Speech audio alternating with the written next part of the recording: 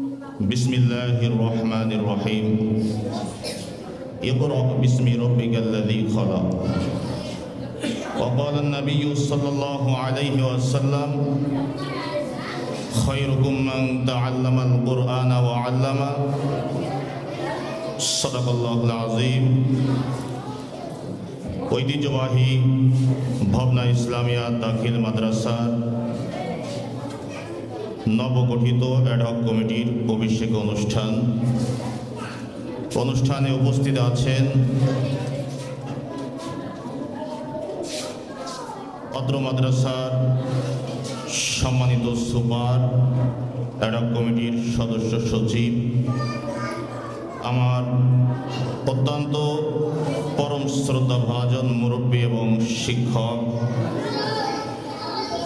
জনাব হযরত মাওলানা আজিজুর রহমান হাওলাদার, উপস্থিত আছেন বাংলাদেশ জাতীয়তাবাদী দল বিএনপির ২ নং লকপুর ইউনিয়ন পরিষদের সম্মানিত সভাপতি শ্রদ্ধেয় বড় ভাই জনাব আলিমউদ্দিন, উপস্থিত আছেন ইসলামী আন্দোলন বাংলাদেশ ২ নং লকপুর ইউনিয়ন শাখার সম্মানিত সভাপতি প্রিয় ভাই হাফেজ মাওলানা সাদিকুর রহমান, উপস্থিত আছেন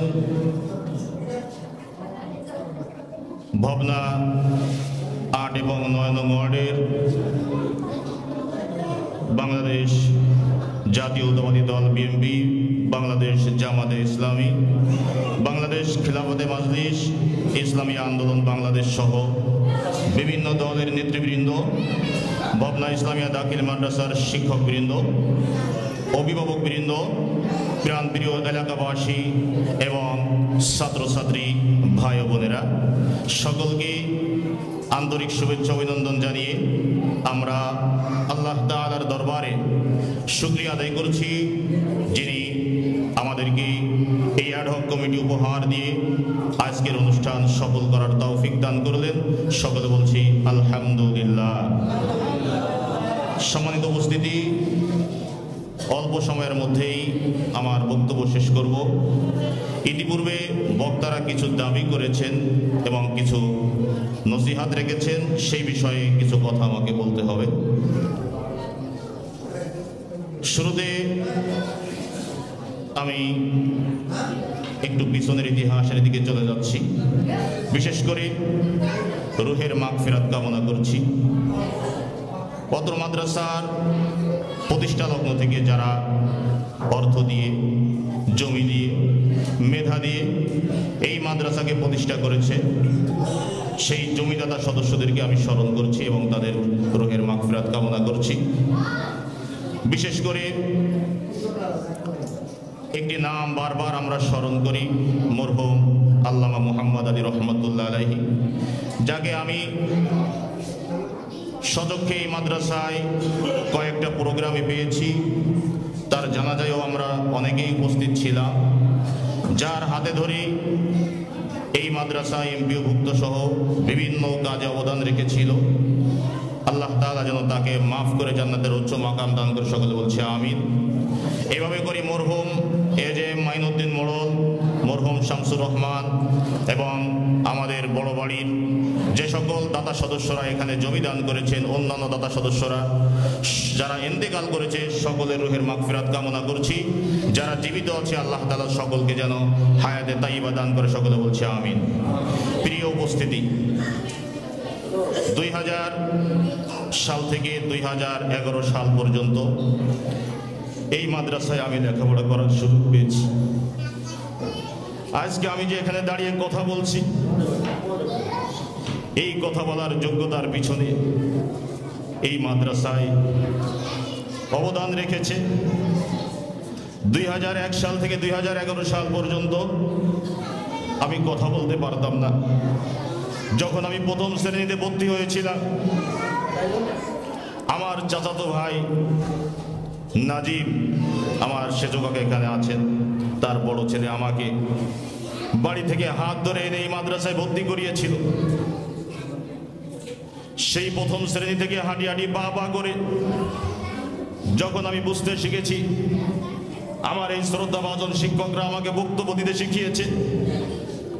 আমার শ্রদ্ধাভাজন শিক্ষক জনাব আবু দাউদ, তিনি আমাকে হাতে ধরে বক্তব্য শিখিয়েছেন। আমার মনে পড়ে আজকে যিনি উপস্থাপনার দায়িত্বে আছেন জনাব হুমায়ুন কবির স্যার, উনি আমাকে হাতে ধরে হাতে কলমে হাতের লেখা শিখিয়েছেন। প্রত্যেকটা অক্ষর উনি যেভাবে শিখিয়েছেন আজও আমি সেভাবে লেখার চেষ্টা করি। উনি আমাকে উপস্থাপনা করা শিখিয়েছেন। উনি এই মঞ্চের উপস্থাপনা যদি আজকে আমাকে না শিখাতেন, হয়তো আজকে আমি এখানে দাঁড়িয়ে কথাও বলতে পারতাম না। আজকে যে আপনাদের দোয়ায় সারা বাংলাদেশে বিভিন্ন মঞ্চ উপস্থাপনা করি, আমি তো মনে করি এই শিক্ষকদের অবদানের কারণে আজকে আমি পেরেছি। আজকে সেই মাদ্রাসার সভাপতির দায়িত্ব, এটা আমার কোনো ঐতিহ্যের বিষয় না, এটা গর্বের কোনো বিষয় না। আমি মনে করি যেই শিক্ষকদের এত বড় অবদান আমার পিছনে, আল্লাহ তাআলা হয়তো তাদের আবারও জুতা সোজা করার এবং খেদমত করার সুযোগ আমাকে দিয়েছে। আমি আপনাদের কাছে দোয়া চাই, আমি যতটুকু সময় এখানে থাকতে পারি, আমি যেন এই শিক্ষকদের দোয়া, এই শিক্ষকদের সাথে থেকে তাদের খেদমত করতে পারি। আপনারা সেই দোয়া করবেন।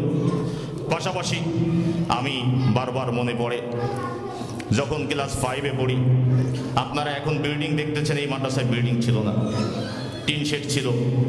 এই শিক্ষকবৃন্দ দূর দূরান্ত থেকে বাইসাইকেল চালিয়ে পায়ে হেঁটে তারা এই মাদ্রাসায় এসে ক্লাস করাতেন।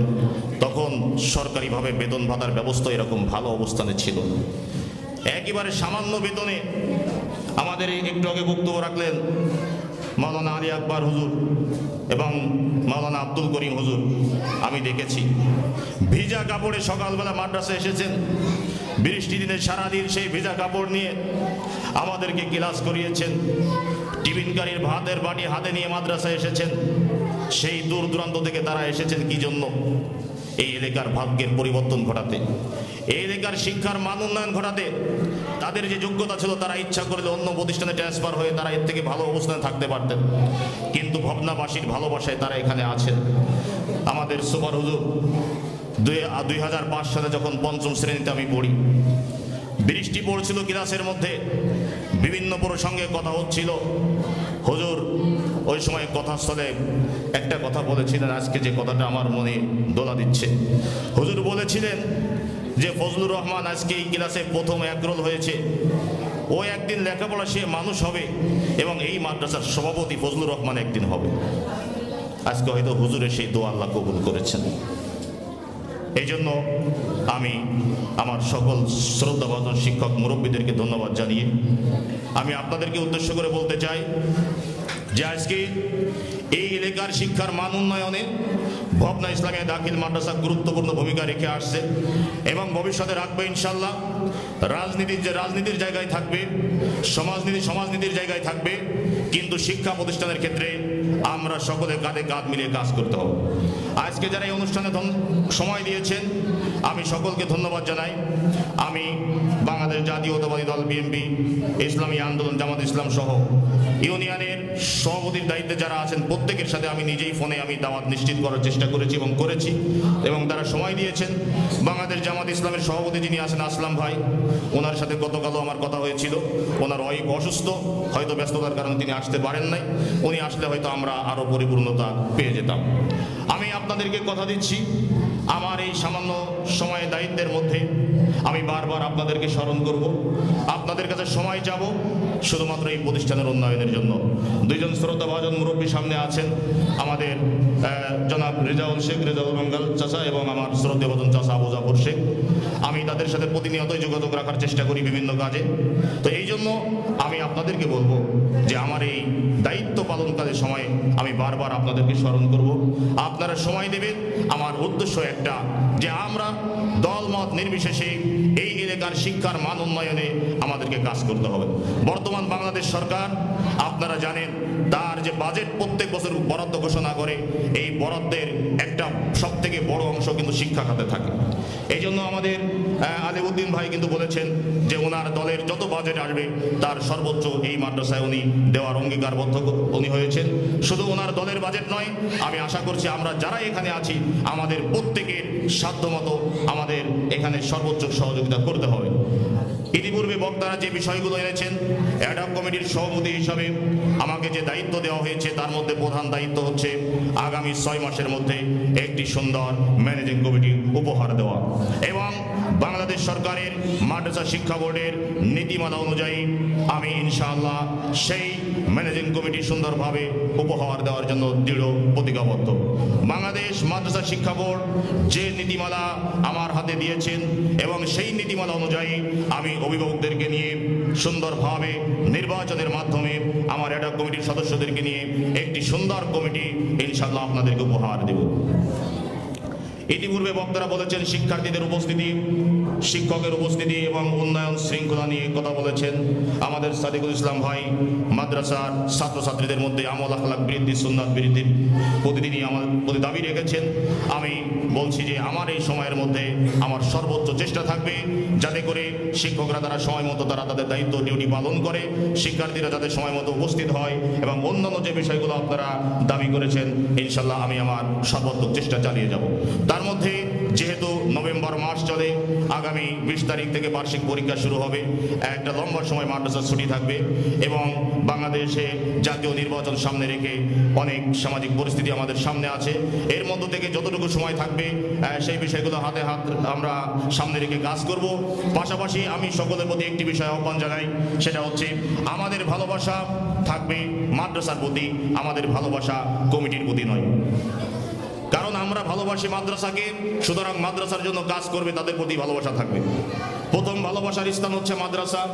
যদি আমাদের অন্তরে মাদ্রাসার প্রতি মহাব্বত থাকে তাহলে কমিটিতে কোন দলের লোক থাকুক, কোন ব্যক্তি থাকবে এটা আমাদের দেখার বিষয় না। আমি তো আমার মাদ্রাসাকে ভালোবাসি, মাদ্রাসার কল্যাণে যে যখন ডাক দিবে তখন আমাকে হাজির হতে হবে। বর্তমান সমাজের অবস্থা এমন হয়েছে, দেখবেন শুধু এই মাদ্রাসা না, বিভিন্ন মসজিদ মাদ্রাসা সহ আমরা যে যেখানে দায়িত্ব আছি, যদি আপনারা বলেন যে আজকে কমিটি গঠন হবে তাহলে দলমত বিভিন্নভাবে ঝাঁপিয়ে পড়ে। কিন্তু কমিটি গঠন শেষ, যদি মাদ্রাসার উন্নয়নের জন্য ডাক দেন, আপনারা যদি ঘোষণা দেন যে আগামীকাল স্বেচ্ছায় অর্থ দিয়ে, শ্রম দিয়ে, সেবা দিয়ে এই মাদ্রাসায় একদিন সময় দিয়ে কাজ করতে হবে, তখন কিন্তু লোকের খোঁজ একটু কমে যায়। তাহলে বুঝতে হবে যে মাদ্রাসার প্রতি ভালোবাসা কোথায়। আমরা কি মাদ্রাসার উন্নয়ন চাই নাকি কমিটির পদ দখল করতে চাই? যদি আমরা মাদ্রাসাকে ভালোবাসি, মাদ্রাসার উন্নয়ন চাই, তাহলে আমাদেরকে প্রতিষ্ঠানের সময় দিতে হবে। এই জন্য এই মাদ্রাসার কিছু সংস্কার কাজ আছে। আমি এই দায়িত্ব পাওয়ার পরে খোঁজখবর নিয়ে দেখেছি যে ব্ল্যাকবোর্ডগুলোর অবস্থা ভালো না। যে একটা টিচার সেখানে পাঠদান করাবেন, যে লেখাবেন, সেই লেখাটা যদি পরিষ্কার বাচ্চারা বুঝতে না পারে, তাহলে ইতিপূর্বে যারা দায়িত্ব পালন করেছিলেন আসলে অনেক এলোমেলো অবস্থা কিন্তু প্রতিষ্ঠান থেকে গেছে। এই যে জানলাগুলো আজকে সরকারিভাবে লক্ষ লক্ষ টাকা এখানে বরাদ্দ দেওয়া হয়েছে, মাদ্রাসার তো অর্থ সম্পদ বা কোনো কিছুর অভাব নাই। আজকে এই জানলাগুলো আপনারা দেখতেছেন যে জং পড়ে আছে, অপরিচ্ছন্ন হয়ে আছে, অথচ এখানে পরিচ্ছন্ন কর্মী নিয়োগ দেওয়া আছে, এখানে নিরাপত্তা প্রহরী নিয়োগ দেওয়া আছে, এখানে প্রত্যেকটা সেকশনে জনবল নিয়োগ দেওয়া আছে। এখন ম্যানেজমেন্টের দায়িত্ব হচ্ছে তদারকি করে এই কাজগুলো সুন্দরভাবে করিয়ে নেওয়া, ঠিক কিনা বলেন? আজকে আমার যে সভাপতি, এটা আমার একার না, সভাপতি হিসেবে একজন দায়িত্বে আসতে হয়, আপনারা সেই দায়িত্ব দিয়েছেন, কিন্তু আমি মনে করি এই দায়িত্ব আমাদের সবাই। আজকে আপনারা যদি সেই দায়িত্বটা সবাই ভাগাভাগি করে নেন, এবং আমার সাথে আমার সেকেন্দার ভাই আছে অভিভাবক সদস্য, অর্থাৎ এই যে অভিভাবক সদস্য, সকল অভিভাবকরাই কিন্তু আপনারা তাকে প্রতিনিধিত্ব করার জন্য এখানে দিয়েছেন। এই জন্য আপনারা যদি তার সাথে থাকেন এবং আমার সাথে থেকে আমরা সকলে মিলে যদি ঐক্যবদ্ধ হই, এবং আমি খুব দ্রুত সময়ের মধ্যে এলাকার গণ্যমান্য কিছু ব্যক্তিদেরকে নিয়ে, অভিভাবকদেরকে নিয়ে আমি মাঝে মধ্যে বসবো, যখন যাদেরকে প্রয়োজন মনে করি প্রতিষ্ঠানের স্বার্থে, এটা নিয়ে আপনারা কখনো কেউ রাগান্বিত হবেন না এবং কেউ আপনারা এটা নিয়ে অখুশিও হবেন না। আমি আপনাদেরকে স্পষ্টভাবে বলে দিচ্ছি যে এই মাদ্রাসা সবার যে কোনো প্রোগ্রামে, যে কোনো মাধ্যমে যখনই আপনারা মেসেজ পাবেন আপনারা চলে আসবেন। আমি চাই সকলে আসি, আমরা এক টেবিলে বসে এই মাদ্রাসার উন্নয়নের জন্য কাজ করব। আগামীতে এই মাদ্রাসায় এই বার্ষিক পরীক্ষা সহ সামনে যে পরীক্ষাগুলো আছে, যাতে করে শিক্ষার্থীদের ফলাফল ভালো হয়, সে বিষয়ে আমাদের সর্বোচ্চ চেষ্টা থাকবে। আগামী 2026 ইংরেজি শিক্ষাবর্ষে এই মাদ্রাসা বোর্ডের যে সিলেবাস আছে, এই সিলেবাসের পাশাপাশি যদি নতুন কোনো সিলেবাস এখানে সংযুক্ত করতে হয়, সেটাও ইনশাল্লাহ আমার পরামর্শ থাকবে এবং চেষ্টা থাকবে। আপনারা আপনাদের মেধা দিয়ে এই মাদ্রাসার সার্বিক সহযোগিতা থাকবেন। বিশেষ করে বাংলাদেশের বর্তমান অন্তর্বর্তীকালীন সরকারকে আমি ধন্যবাদ জানাই যে তিনি স্কুল মাদ্রাসার সভাপতির ক্ষেত্রে শিক্ষাগত যোগ্যতা তিনি স্নাতক ডিগ্রি পাস। এটা কেন দিয়েছেন? আজকে আপনারা দেখেছেন প্রত্যেকটা শিক্ষা প্রতিষ্ঠানে যারা শিক্ষকতা করে এরা কিন্তু ডিগ্রি পাস, মাস্টার্স পাস। এখানে যদি একজন এসএসসি পাস বা তার থেকে নিম্নমানের লোক সভাপতি হয়, তাহলে আসলে কিন্তু তিনি শিক্ষাক্ষেত্রে কোনো উন্নয়ন করার ভূমিকা তিনি রাখতে পারেন না। এমনকি আমরা দেখেছি যে শিক্ষকদের সাথে কেমন ব্যবহার করতে হয় এটাও তারা জানে না। সভাপতি হয়েছেন, মাদ্রাসার চেয়ারে এসেছেন, তারপরে পা উঠাই দিয়ে বিড়ি একটা ধরায় হুজুরদের সাথে কথা বলতেছেন। এটা দেখলে আমাদেরও কলিজায় লাগে। কারণ এই মাদ্রাসা হচ্ছে মানুষ গড়ার কারিগর, এই শিক্ষকরা হচ্ছে মানুষ গড়ার কারিগর। এই শিক্ষকদের সম্মান যারা দিতে জানে না, এই শিক্ষকদের শ্রদ্ধা যারা করতে জানে না, এরা কখনো আর আদর্শ মানুষ হতে পারবে না। এরা কখনো আদর্শ রাষ্ট্র চায় না, আদর্শ সমাজ চায় না। কারণ মানুষ তো গড়বে শিক্ষকরা, তাদেরকে সম্মান দিতে হবে। অভিভাবকদেরকে বলি, আপনারা যদি চান আপনার সন্তান আদর্শ মানুষ হোক, আদর্শ সুশিক্ষায় শিক্ষিত হোক, তাহলে আপনারা আসুন, ঐক্যবদ্ধ হন। মাদ্রাসার পরিচালনা পরিষদ, মাদ্রাসার শিক্ষক বৃন্দ, অভিভাবক বৃন্দ এবং ছাত্রছাত্রী, এই চারটা পাঠ যদি হাতে হাত মিলাতে পারি, কাঁধে কাঁধ মিলাতে পারি, ইনশাল্লাহ শিক্ষার মান উন্নয়ন হবে। প্রিয় ছাত্রছাত্রী ভাই বোনেরা, তোমাদেরকে বলি, আমি তোমাদের সভাপতি না, আমি হচ্ছে তোমাদের বড় ভাই। আমি হচ্ছে তোমাদের বড় ভাই। তোমাদের মতো এক সময় আমি এই বেঞ্চে পড়ে লেখাপড়া করেছি। হয়তো তখন ছাদ ছিল না, কিন্তু মাথার উপরে টিনের চাল ছিল। হয়তো তখন বৃষ্টি হলে পানি পড়তো, রোদ হলে আমাদের চেহারাগুলো ঘেমে যেত। আজকে তোমরা ভালো ব্যবস্থাপনা পেয়েছো, রাস্তার উন্নয়ন হয়েছে, মাদ্রাসার উন্নয়ন হয়েছে, কিন্তু শিক্ষার উন্নয়ন কিন্তু আশানুরূপ ঘটে নাই। আমাদেরকে ঘটাতে হবে। তোমরাও একদিন এই মাদ্রাসার সভাপতি হবা, তোমরা একদিন এই মাদ্রাসার সুপার হবা, তোমরা একদিন এই মাদ্রাসার শিক্ষক হবা, তোমরা একদিন এই সমাজের কর্ণধার হবা। ইনশাআল্লাহ সেইভাবে তোমাদেরকে গাইডলাইন করা হবে। আজকের অনুষ্ঠানে সকলকে সময় দেওয়ার জন্য আমি আন্তরিকভাবে ধন্যবাদ জানিয়ে মহান আল্লাহ তাআলার কাছে দোয়া করি, আল্লাহ তাআলা যেন আমাদের এই কর্মকাণ্ডকে কবুল করে নেন। সকলে বলছি আমিন।